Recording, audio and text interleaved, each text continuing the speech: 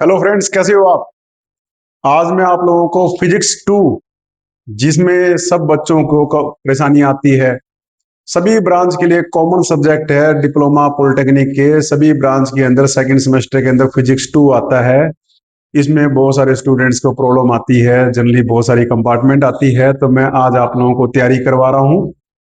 और एक बात देखिए, मेरा पर्पज होता है आसानी से पेपर की तैयारी कराना, कम से कम परेशान करना बच्चों को, कम से कम ज्यादा खुद को भी परेशान नहीं करना, और पेपर की तैयारी कराना मेरा मकसद होता है। आसानी से, बड़े ही आसानी से आपको पेपर की तैयारी करवा रहा हूं, और एक तीर से दो शिकार।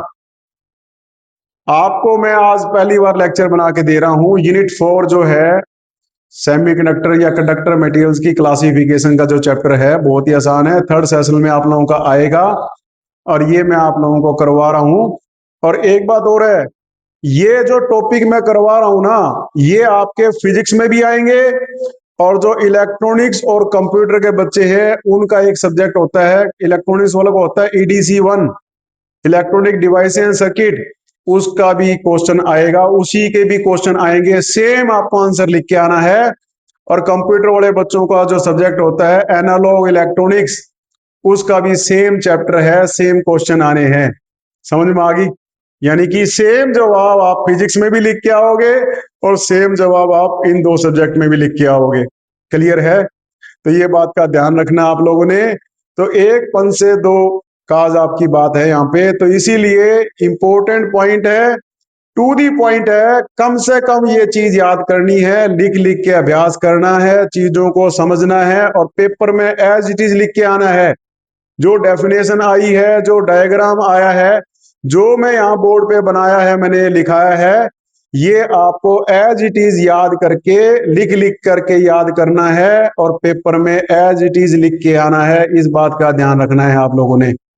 हेडिंग जो है वो ब्लैक पेन से लिखोगे, डायग्राम ब्लैक पेन से बनाओगे, और जो नीले पेन से बाकी सारी चीजें लिखोगे। इस बात का याद रखना आप लोगों को। हेडिंग को अंडरलाइन करना है, एक छोटी स्केल इस्तेमाल करो, स्केल से और ब्लैक पेन से आपने डायग्राम बनाने हैं, पेंसिल का इस्तेमाल नहीं करना, याद रखना आप लोग। ठीक है ना?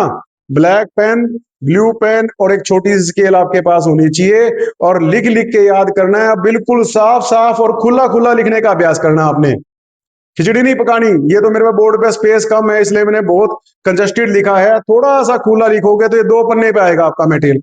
समझ में आ गया? खुला खुला लिखना है, साफ साफ लिखना है, और लिख लिख के सुंदर सुंदर राइटिंग में लिख करके अभ्यास करना है आप लोगों ने। नंबर आपके बहुत बढ़िया आ जाएंगे, पेपर आपका बहुत अच्छे से क्लियर हो जाएगा। इस बात की जिम्मेवारी मैं लेता हूं। मैं आप लोगों के साथ कराऊंगा, 30 साल हो गए मुझे बच्चों को पढ़ाते हुए, हजारों बच्चे करके जा चुके हैं, और ये मैं आप लोगों के साथ खड़ा हूं ताकि आप लोगों का मनोबल बढ़ा सकूं और पेपर की तैयारी आसानी से करवा सकूं। और एक बात देखिए, ये जो टॉपिक मैं करवा रहा हूं बेहद ही इंपॉर्टेंट है, और दो सब्जेक्टों में आएंगे, और पेपर में हर हालत में आएगा। जो मटेरियल मैंने बोर्ड पे लिखा हुआ है, ये 8-10 नंबर का मटेरियल कम से कम है आपका, जो पेपर में आपका आना ही आना है, ये याद करना है लिख करके। क्लियर है? ये पहला लेक्चर था, इसलिए मैं आप लोगों को थोड़ा डिटेल में बता रहा हूं। अब सीधे पॉइंट पे आता हूं। पॉइंट नंबर 1 क्या है इसमें देखिए। इसमें जो हम बात कर रहे हैं फिजिक्स 2 का चौथे यूनिट में, ये हम बात करते हैं एनर्जी लेवल क्या होता है। सीधा डेफिनेशन आएगी, व्हाट इज एनर्जी लेवल। ठीक है? डेफिनेशन सीधी आएगी।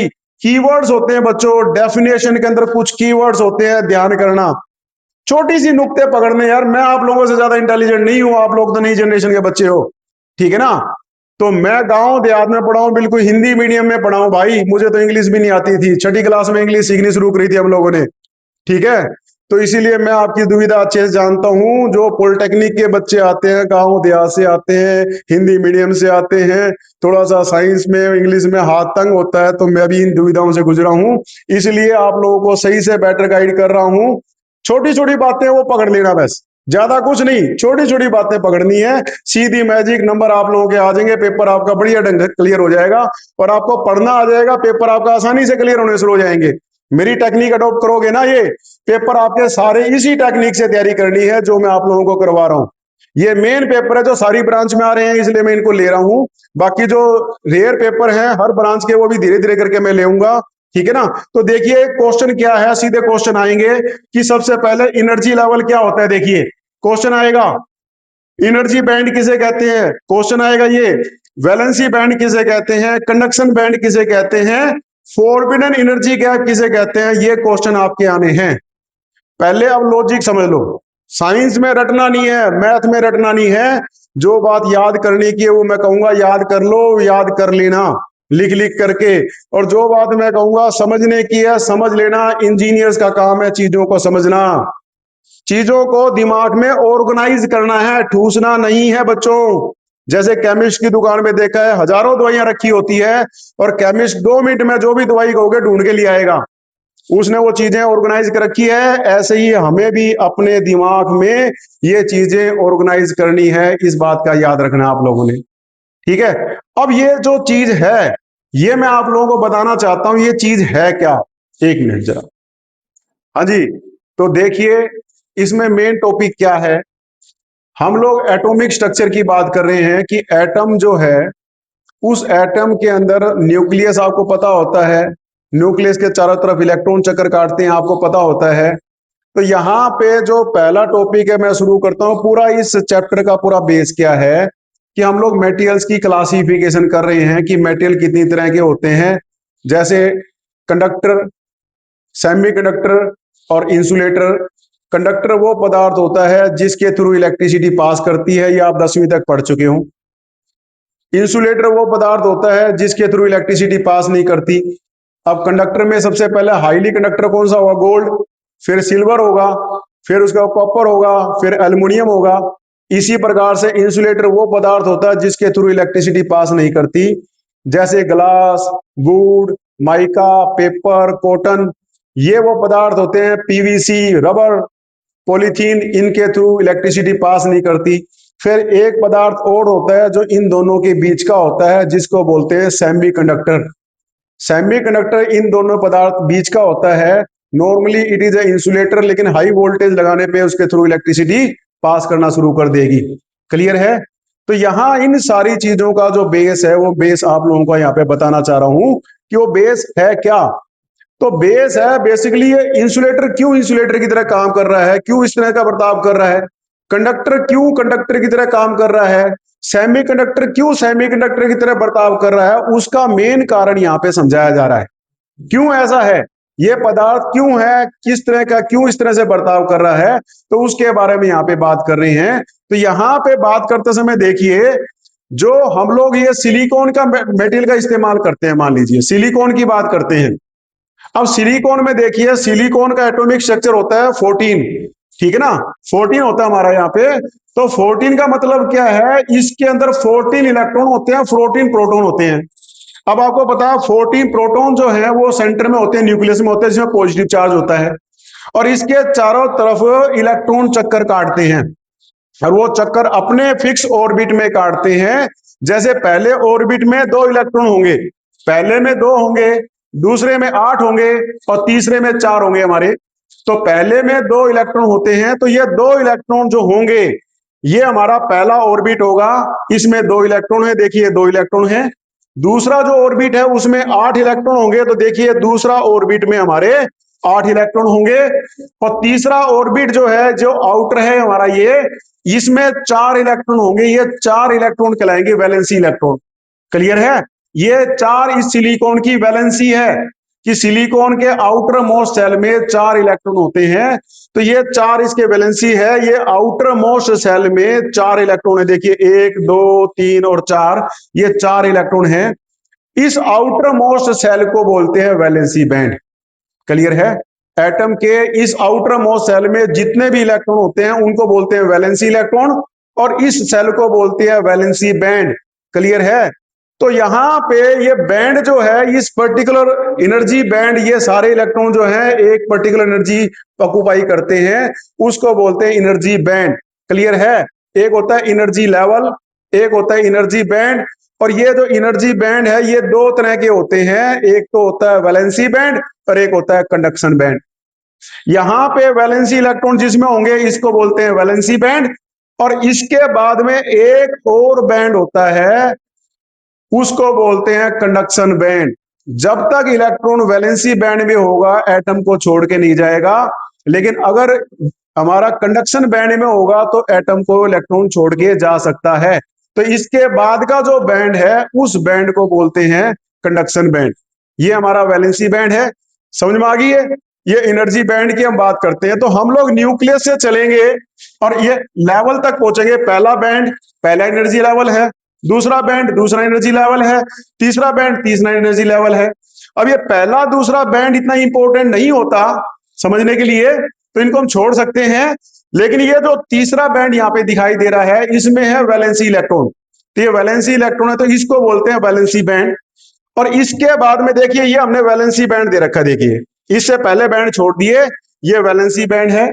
इसके बाद में एक और बैंड है जो यहाँ पे दिखाई नहीं दे रहा, लेकिन वो बैंड होगा इसके बाद का, उसको बोलते हैं कंडक्शन बैंड। ठीक है, तो ये कंडक्शन बैंड है। और इन दोनों बैंड के बीच में जो एनर्जी का गैप है, वैलेंसी बैंड का अपना एनर्जी लेवल है और कंडक्शन बैंड का अपना एनर्जी लेवल है। इन दोनों बैंड के बीच में जो एनर्जी का गैप है उस गैप को बोलते हैं फोरबिडन एनर्जी गैप। क्या बोलेंगे? Forbidden energy gap. तो ये बात सारी आपको समझनी है, ये डायग्राम आपको समझना है। तो ये जो है इसमें इलेक्ट्रॉन जो होंगे वो एक पर्टिकुलर बैंड में है, तो इस बैंड को बोलते हैं वैलेंसी बैंड। और इसके बाद में होता है कंडक्शन बैंड। और कंडक्शन बैंड में जो इलेक्ट्रॉन होंगे उनको बोलते हैं कंडक्शन इलेक्ट्रॉन, और वैलेंसी बैंड में जो इलेक्ट्रॉन होंगे उसको बोलते हैं वैलेंसी इलेक्ट्रॉन। क्लियर है? तो और इन दोनों के बीच में जो एनर्जी गैप है वो कहलाता है फोरबिडन एनर्जी गैप।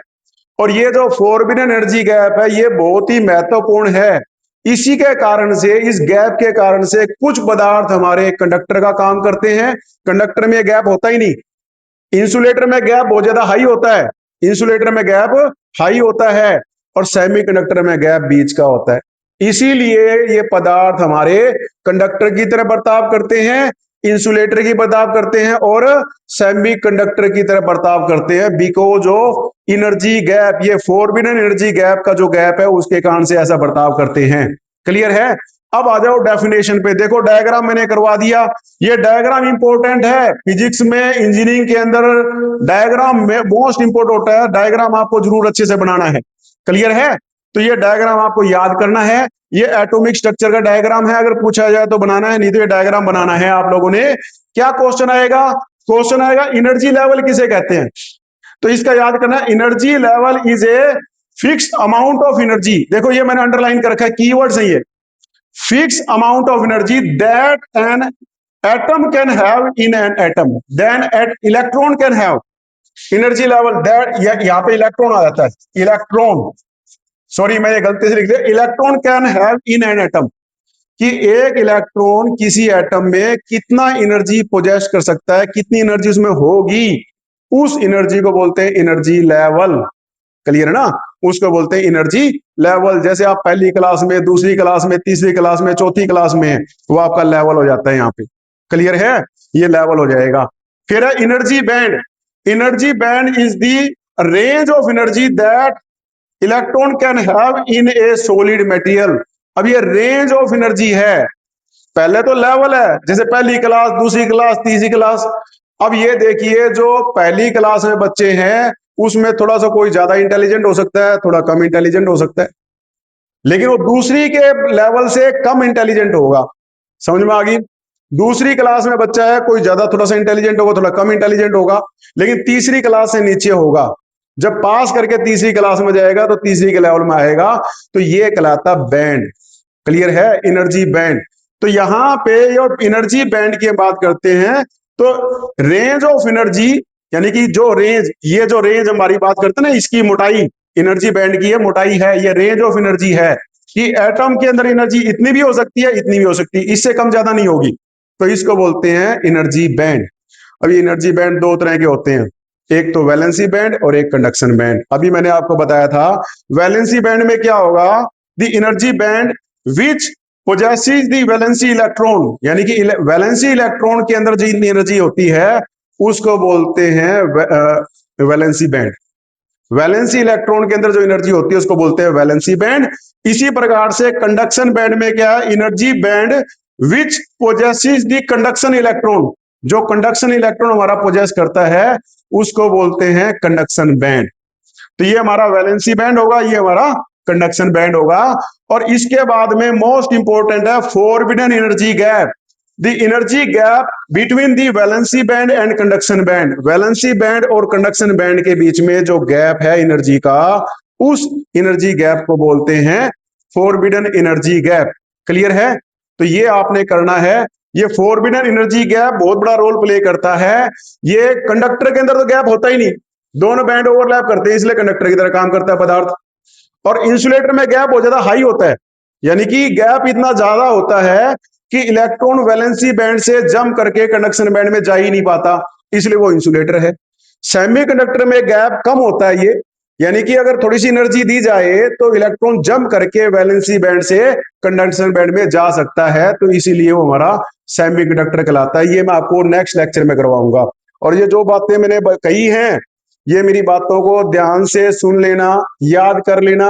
ये एक एक शब्द आपका काम का है और पेपर में लिख के आना है आपको। क्लियर है? जो मैं आप लोगों को बता रहा हूं, ये एक एक शब्द, नपा तोला शब्द मैंने बोर्ड पे लिख रखा है, डायग्राम आपको मैंने आपके सामने बना रखा है, ये सारा इंपॉर्टेंट है। ये कम से कम वो चीज है जो आपको याद करनी है, समझनी है। इससे आपके 2 सब्जेक्ट तैयार हो जाएंगे। ये क्वेश्चन आएगा पेपर में, एज इट इज लिख के आना है आप लोगों ने। ये डेफिनेशन लिख लिख के याद करनी है आप लोगों को, ठीक है ना? लिख लिख के याद करनी है। तो ये मेन इंपॉर्टेंट डायग्राम है। डेफिनेशन कोई भी आए, आपको डायग्राम साथ के साथ बनाना है, पूरा पूरा डायग्राम बनाना है।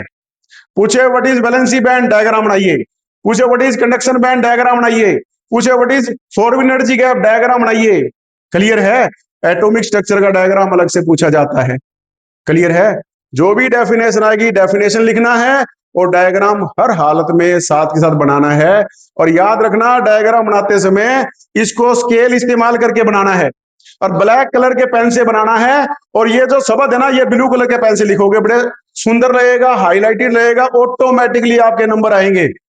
नंबर लेने का तरीका होता है, तो ये साफ साफ जब आप बनाओगे डायग्राम तो ऑटोमेटिकली नंबर आपके आएंगे। तो इस तरीके से आपने तैयारी करनी है। ये आज मैंने पहला लेक्चर दिया आप लोगों को। अब नेक्स्ट लेक्चर में फिर आपको क्लासिफिकेशन ऑफ मटेरियल्स कराऊंगा, कंडक्टर, इंसुलेटर और सेमीकंडक्टर। ये मैं आपको कराऊंगा कि कंडक्टर में सेम डायग्राम आएगा, इंसुलेटर में आएगा और सेमीकंडक्टर में आएगा, बस थोड़ा गैप कम ज्यादा हो जाएगा। तो ये चीजें मैं आप लोगों को करवाने वाला हूं, ठीक है ना? तो ये आपने करना है, जो मैंने करवाया है उसको लिख लिख के याद करना है। नेक्स्ट लेक्चर में आओ तो ये आपको लिख लिख के याद होना चाहिए। अगर मैं कहूं तो आप लिख के दिखाने की पोजीशन होनी चाहिए, बिना देखे। ठीक है ना? इस बात का ध्यान रखना है। लिख लिख के थोड़ा थोड़ा करके याद करोगे तो ऑटोमेटिकली तैयारी आपकी हो जाएगी। तो इस प्रकार से आपने तैयारी करनी है, ठीक है? All the best. अच्छे से तैयार करो, कॉन्फिडेंस से लिख लिख के याद करो। डेफिनेटली पेपर आपका क्लियर होगा अच्छे नंबरों से। और ये आपको पढ़ने का तरीका आ जाएगा, इस तरीके को अडॉप्ट करके आपके सारे पेपर क्लियर हो जाएंगे, सारी कंपार्टमेंट क्लियर हो जाएगी। क्लियर है? ऑल दी बेस्ट, अच्छे से तैयारी करो, शाबाश।